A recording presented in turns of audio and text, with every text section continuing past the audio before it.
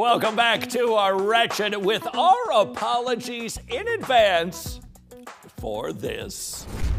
Good morning, church. Let me hear you this morning. Oh, come on. God can't even hear you. Let me hear you.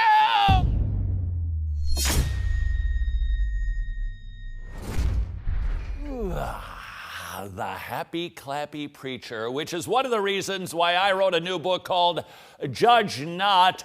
It just so happens, it just so happens that this apparently on part-time youth pastor on the side, you saw that clip of yourself being obnoxious, and you said what about your performance? I said, oh, that's nothing. What do you mean that's nothing? It gets way more amped up. So you're telling me that you've been to a church where the guy is zanier than your portrayal? Oh, definitely. All right, let me apologize in advance for this. All righty then.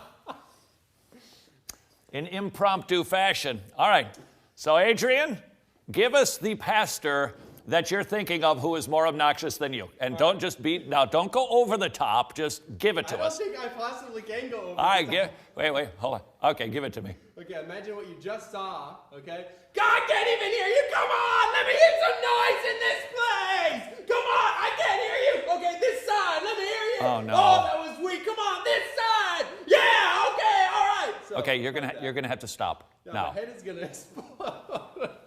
Okay, that is why we focused on pastors who seem to think that they need to get people excited about everything but Jesus Christ.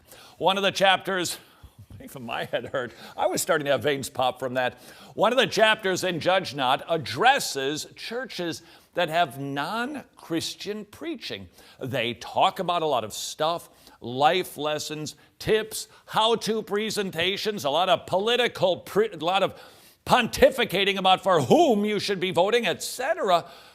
But frequently they fail to talk about Jesus Christ. Do you possibly attend a church like that? Now, maybe not as obnoxious as what we just saw, but maybe a church that is not really getting to the bullseye of the Bible. For your consideration, we've prepared a little quiz, how you might know that you're attending a church that isn't really preaching a Christian sermon. Here is question number 1. You've heard the sermon, How to Be a Nehemiah Leader. Yeah, what's the problem with that presentation with a lot of pastors have presented? With alliteration? Well, the book of Nehemiah was not written to be a manual how to be a better boss or manager or motivator. Now, maybe Nehemiah did some things that appear to have made him a good leader, but that isn't the point of the book. The point of the book is to show God's faithfulness to his covenantal people. If you recall, the Abrahamic covenant promised that there's always going to be a land, Israel. There will always be some people, the Jews, so that there can be a Messiah that comes from this holy, set-apart people, and that is, of course, Jesus Christ. There was another covenant, though, that was involved in the Old Testament, the Mosaic covenant, which said, this is how I want you to be different. I want you to obey these laws. I'll bless you like a nobody's business, and if you don't, it's going to be very, very hard for you. It's a quid pro quo covenant called the Mosaic covenant. And when the Jews failed to obey it, God was true to his word, and he whacked them, and he scattered them, and he sent them off to foreign nations. But he was also faithful to his Abrahamic covenant and the promise that he gave to Abraham for a land, a nation, and a seed. And so what did he do? He raised up a Nehemiah leader to lead them back and to build up a wall so that temple worship could happen again, because God was determined to make sure that there was going to be a land, a nation, and a seed. And that's what we see in the story of Nehemiah, God's faithfulness to his people to have a land and that they would be a set-apart people so that we could have Jesus. That's what Nehemiah is about. Another sign you're hearing non-Christian preaching, you have invited an unbeliever to church, and your guest was not convicted or at least annoyed. If somebody attends church and they're not a Christian, they shouldn't be going, that was the best speech I've ever heard. Instead, they should go, whoa, that's like contrary to my worldview. That is just not the way that I think. And he kind of made me feel bad about my sins. That is a Christian sermon. And if you invite a guest who's not a believer and they think, you know what, I could do this again because I think I could benefit from these presentations. Apparently you only invite Italians to your church. Then it's not really a Christian sermon. Sign number 3, you're not hearing Christian preaching.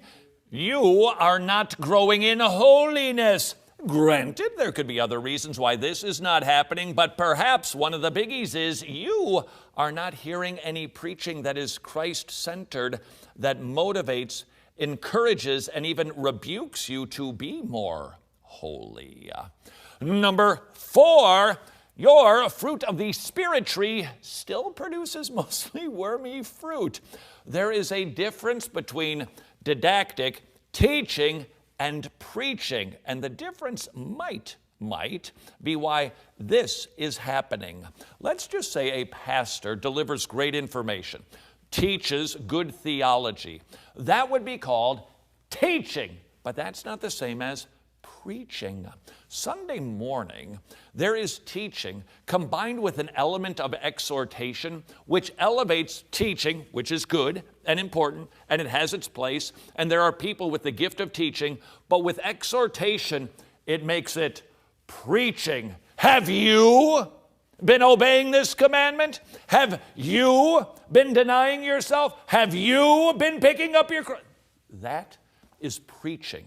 And maybe if you've only been hearing teaching, even if it's sound without any sort of exhortation, which by the way just doesn't have to come from an elevated voice, but something that exhorts, that points a finger at you and convicts you, if you're not hearing any preaching like that, then you're merely hearing teaching, and that might be why you're not growing as quickly as you should.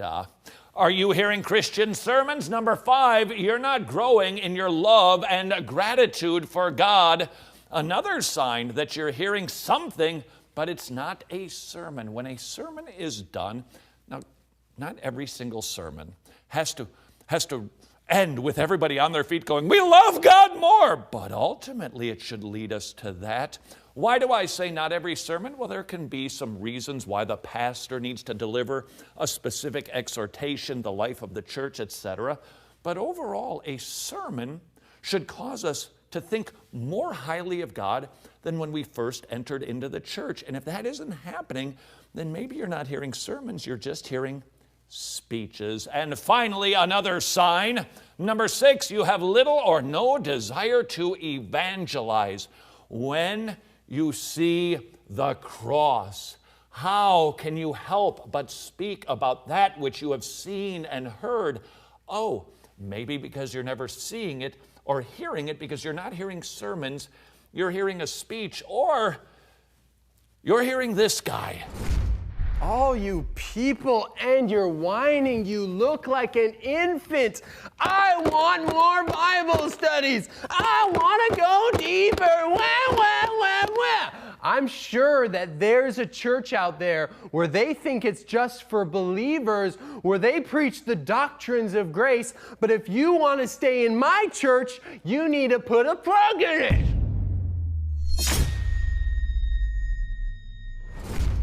You say, that's it, you people have gone too far. Adrian, from whence did you get your inspiration? The internet, famous pastor. Actually, a guy who did Yes. that very thing, sitting in a high chair, slamming it, saying, you people are a bunch of babies. You can't write that stuff. And apparently he can't write a sermon. And instead he gave a scorching speech to criticize people who actually wanted more theology so that they could grow in holiness and glorify God more. Amazing.